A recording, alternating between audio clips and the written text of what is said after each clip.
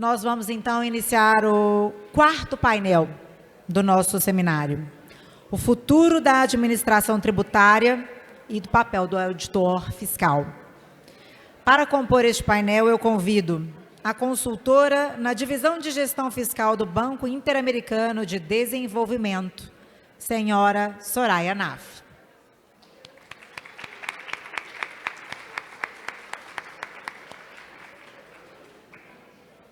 Bem-vinda, Soraya. Tenho o prazer também de convidar o auditor fiscal federal e assessor do secretário especial da Receita Federal do Brasil, o senhor Rony Peterson.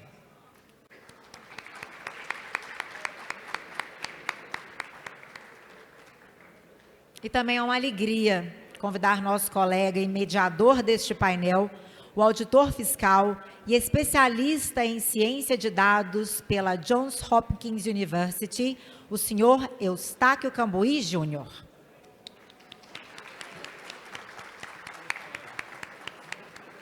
Hoje, eu frase de Eustáquio, vou te contar, hoje eu estou demais, vocês estão me deixando emocionada. E o pior é que ele é meu amigo mesmo. Eufrase, depois você puxa minha orelha, tá?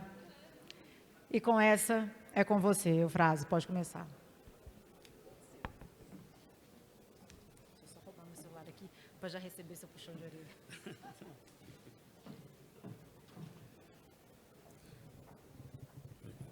Boa tarde, pessoal.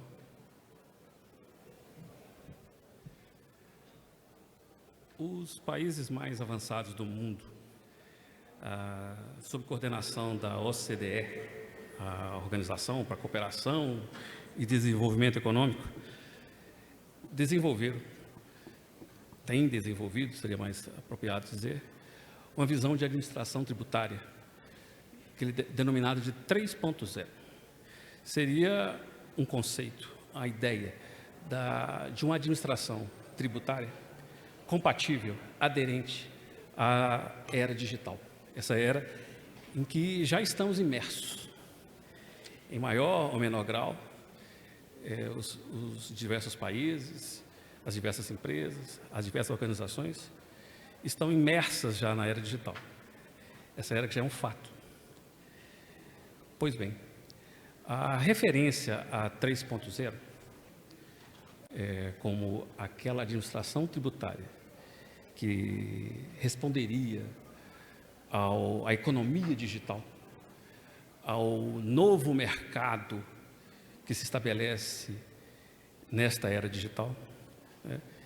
E, obviamente, que responderia a como as administrações tributárias deveriam se organizar para fazer face a esse novo mercado, essa nova economia. Quais tipos de processo precisam ser implementados pelas administrações tributárias para que o Estado tenha capacidade de atuação sobre essa nova economia? Tudo isso é descrito nessa visão da OCDE como administração 3.0. Por que 3? Recuperando um pouquinho, a chamada, aquela auditoria que nós conhecemos, chamamos de tradicional, aquela baseada na escrituração em papel, baseada na conferência física, seja de ativos, seja da circulação de mercadoria, seja de documentos, né? Denominamos isso de administração 1.0. Bom, de lá para cá, nós assistimos o que seria a administração tributária 2.0, a famosa administração eletrônica, quando os nossos documentos fiscais passaram, os principais, a serem digitalizados, transmitidos eletronicamente para os fiscos, iniciou-se uma nova era. A maior parte de nós que estamos aqui viveu intensamente essa instauração, né, da fiscalização eletrônica. Bom, até hoje, acredito, né, que é nesse estágio que todos estamos. Digo todos os entes federativos do Brasil. Bom, Em que pese o produto dessa administração eletrônica ser um produto rico, né, a partir do momento que começamos a transformar em dados os fatos tributários, os eventos tributários, nós começamos a formar gigantescas bases de dados, gigantescas bases de conhecimento, e passamos, de forma gradativa, a aplicar técnicas que extraem conhecimento, extraem utilidade dessas bases.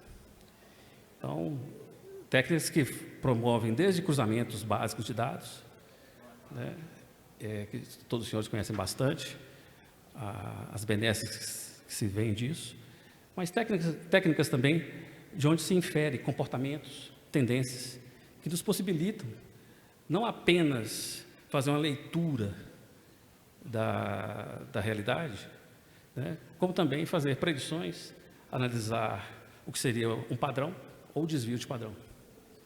Pois bem, mas em que pese ainda esse modelo ainda possa ser ainda melhorado, e nós vamos ver aqui alguns exemplos de como melhorar esse modelo, né, incrementando-se outras técnicas sobre esses mesmos dados, né, técnicas de inteligência artificial.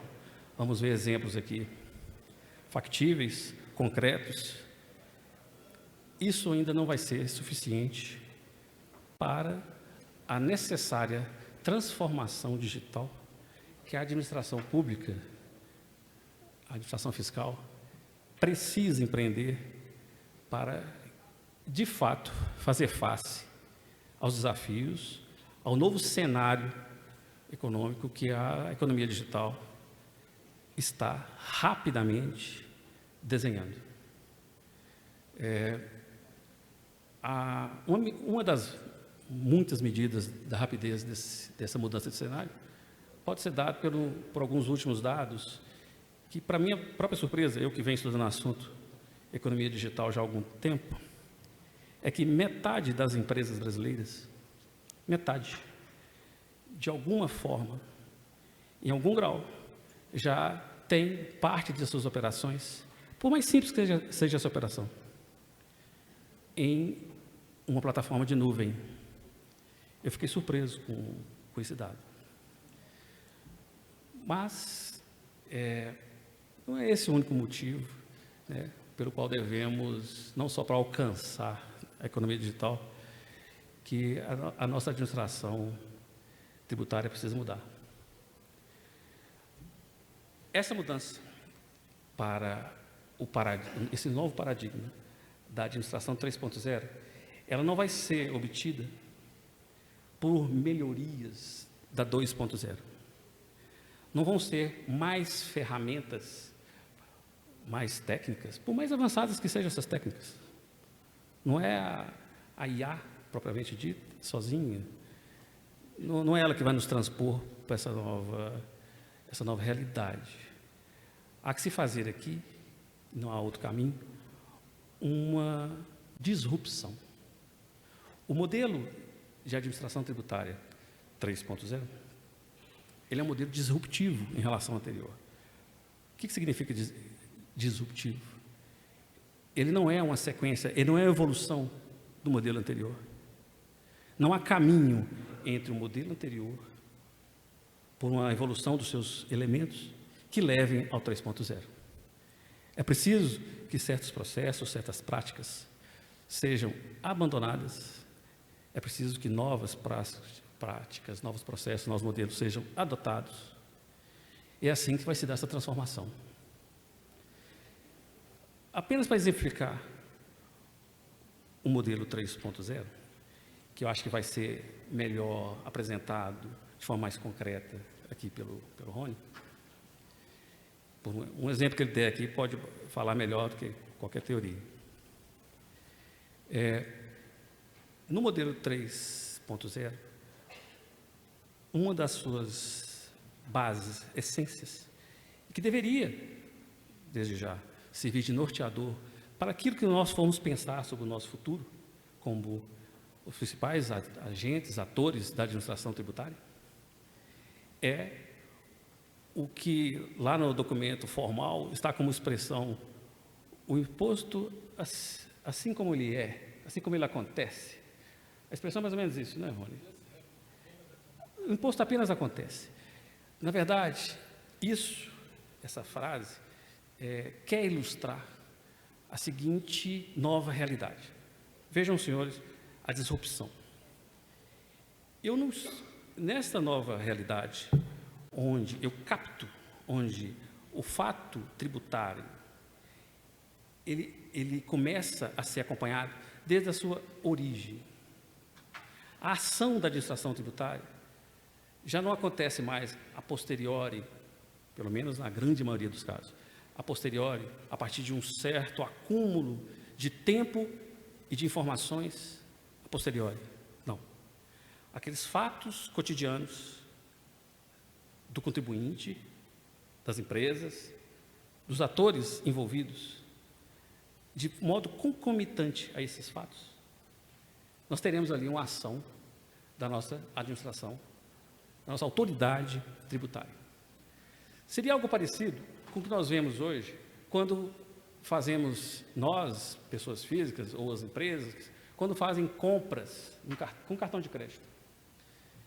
Qualquer operação comercial hoje pode ter a intermediação da Visa, Credit Card Visa ou outro tipo de cartão de crédito, certo? Ou seja, no meio da sua compra lá que você está fazendo, no e-commerce ou na loja, você passa seu cartão, naquele exato momento, uma série de transações que não dizem respeito nem muito ao comerciante, ou indiretamente diz respeito a você, mas não diz respeito ao Estado. Naquele momento, uma sessão de processamento intenso nos servidores da Visa acontece. Não só para validar a sua transação, fazer a operação bancária envolvida, mas para analisar o seu perfil, para analisar a sua localização, para analisar o seu padrão de compra, não só daquele comerciante que está te vendendo, daquele segmento que está fazendo aquela venda, daquela localidade onde está acontecendo a venda. Pois bem, a gente acostumou a pensar o seguinte: bom, a Visa tem poder computacional para isso, né? E fazer isso em fração de segundo. Da última vez que eu chequei, são mais ou menos 116 operações que a operadora, que a Visa faz, em cima de uma simples passada de cartão de crédito. Só que são milionésimos de segundos, que somados vão dar 0,2 segundos, no máximo. Pois bem, o que a era digital está nos trazendo, aqui eu faço um corte para não me estender muito, é dizer o seguinte: essa tecnologia toda está disponível agora. Não nos valores e preços e investimentos absurdos, inalcançáveis por entes de Estado, né, de um país como o Brasil. Sim, ela está disponível na medida que, por exemplo, eu posso contratar uma nuvem e, de repente, eu tenho toda a infraestrutura que só a Amazon poderia prover para mim. Então, resumindo, hoje, o fato é, tecnologias que não eram alcançáveis, não eram disponíveis, não eram possíveis, há 10 anos atrás, agora estão à disposição do fisco. Então, de posse desse novo dado da realidade, a autoridade fiscal pode, e isso está sendo já encaminhado, pensado, testado, sob comando, né, desse trabalho, desses fóruns que a OCDE está fazendo. Aliás, daqui a um mês ou dois vai ter um novo fórum, já avaliando uma série de experiências. Então, de posse dessa simples informação, eu tenho tecnologias para que eu, fisco, possa me fazer presente em todas as etapas das transações comerciais que os contribuintes, os atores possam ter. Operações comerciais, recebimento de renda, compra de patrimônio. Eu fisco, nestes momentos, né, e a legislação para isso internacional está sendo construída pela OCDE, bastaria a nós aderirmos a isso. O primeiro passo seria a reforma tributária.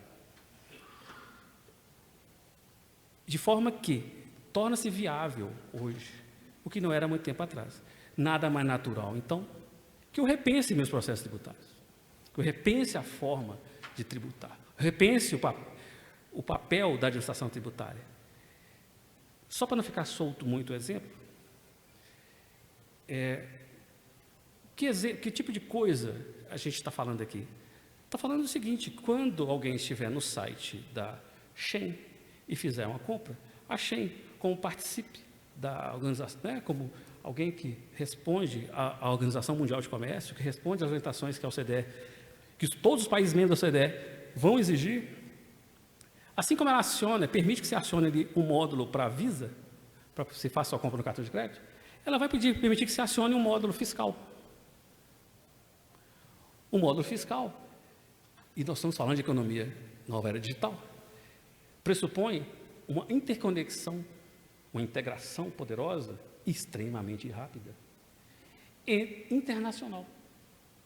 Então, nenhuma transação mais, nesse novo cenário, ela é isoladamente de um país. A economia digital pressupõe o mundo como mercado. É muito difícil fazer diferente. Nesse momento, então, daquela transação lá na Shein, alguns módulos fiscais vão entrar em ação. Isso vai ser natural para a Shein, assim como é natural ela deixar fazer uma transação com a Visa. Esse módulo vai conversar com implementações feitas, decididas, pelos fiscos envolvidos. Que tipo de fisco que entra aí? Tem a ver com a natureza daquela operação. É a compra de um imóvel? É o recebimento é um novo salário? Certo? Eu dei exemplo muito, na verdade, muito simples, mas o modelo 3 avança em todas as etapas conhecidas das atividades comerciais, financeiras, que os contribuintes possam ter, né, em relação aos fiscos. Então, até, por exemplo, prever que uma área de RH de uma empresa qualquer, quando recebe um novo funcionário, o seu módulo lá vai entrar em contato com o módulo fiscal, que vai registrar que aquele nosso funcionário tem ou não tem filhos, que ele, se por acaso, para testar se naquela legislação daquele local de trabalho dele, se há uma legislação fiscal, se há aquele país, aquele local, terá informado isso, colocado isso num módulo qualquer, para saber se o salário dele tem ou não tem algum tipo de recolhimento passível de algum tipo de tributação ou benefício, ou ao contrário. Isso sem dizer, que foi falado aqui no primeiro dia, a questão dos créditos, ter ou não ter crédito, isso vai ser imediato. Vai ser imediato. A compra de uma empresa, quando ela passa lá o seu cartão, ou não, ou quando ela emite sua ordem de compra, transferência de fundos, que seja, vai estar convencionado. Acesse o módulo fiscal, que vai calcular, vai saber se aquilo ali, se aquela empresa, por exemplo, se aquele débito a ser pago, se existe um crédito já liberado, já autorizado, se aquilo é saldo, se desconta, se paga. Estou dizendo, então, de uma ação fiscal eletrônica, não são nem robozinhos, não, são programas, inteligências, algoritmos que são programados, que vão embutir as nossas regras fiscais, as nossas estados, os nossos municípios, os nossos países, com as suas questões, e que vão ser acionados pelos sistemas corporativos das empresas. O que seria, fosse se esperar, uma grande resistência das maiores empresas do mundo, não se verificou isso. O trabalho da OCDE nesse sentido tem sido muito bem feito, os fóruns têm sido bem amplos, os debates são acalorados, mas sempre tem se chegado a consensos. Os grandes players econômicos do mundo estão de acordo com isso. Então, vai acontecer. Então, é um fato. Então, cabe a nós, considerando essa realidade, fazer o nosso trabalho e buscar nos adaptarmos. O Darwin já dizia, não sei se exatamente ele, os estudiosos do Darwin, deixaram bem claro nas tradições dele lá, que a corrida pela evolução, né? E aí eu digo, não é nem para evolução, pela sobrevivência, que o texto original fala de sobrevivência, não é evolução, passa muito mais pela capacidade de adaptar do que pela inteligência, pela força. Então, eu acho que é isso. E seminários como esse, trabalhos como esse, são um grande esforço nesse sentido.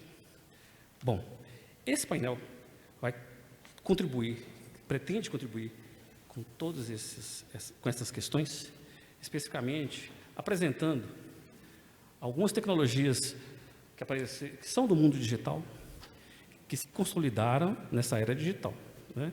Tecnologias como a inteligência artificial, que na verdade a inteligência artificial ela tem 60 anos, ela nasce quase que junto com a computação, mas precisou de um longo caminho para se tecnologicamente se viabilizar comercialmente, né? E a Soraya vai nos mostrar aqui alguns exemplos concretos do uso dessa tecnologia ao nosso favor. Como essa tecnologia pode ser utilizada como um instrumento valiosíssimo dos fiscos. O Rony, ele vai nos mostrar, ele já vai ali ao nível da OCDE, dos trabalhos que são feitos ao longo do mundo, né, do mundo mais desenvolvido, e vai trazer para nós aqui o que pretende uma parte da reforma tributária, trazer, viabilizar, né, como um instrumento, como um modo de trabalhar, né, essa administração 3.0. Né.